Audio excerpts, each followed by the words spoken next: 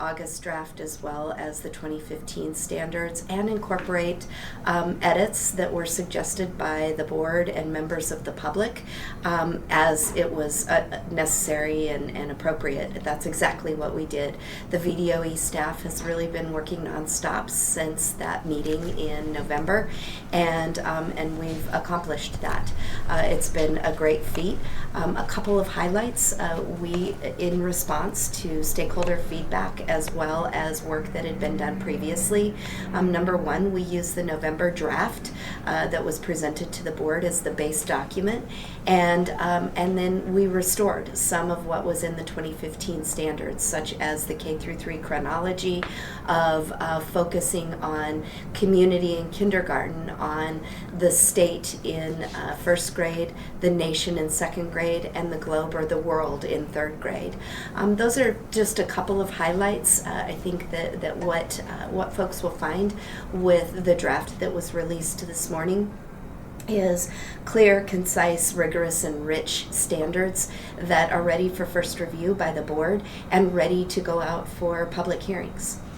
You know, First off, one of my very first follow-ups after the November meeting was to reach out to the stakeholder groups who had concerns and voiced concerns at the November meetings. So in consultation with many of those groups who have been at the table from the beginning, I circled back around with them. We've been in contact, as have members of the Secretary's staff and the Office of Diversity, Opportunity, Inclusion, and many others, just making sure that we reflected the voices of some of those groups, including the Sikh community, the Jewish community, for example, the African American Black Caucus, the VTEC, or the Virginia Tribal Education Council, and many others. And so we just wanted to make sure that that those voices were accurately reflected, that we talked through the changes that we made, and just as recently as yesterday afternoon,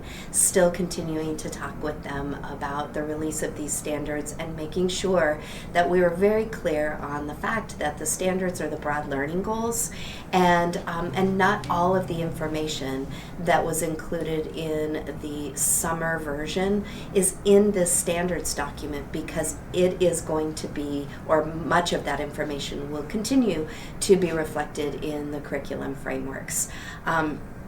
Some of the, I've highlighted a few of the changes so far, but based on some of the feedback, again, there's a diverse set of voices. We have we begin to talk about race-based slavery in the 4th grade.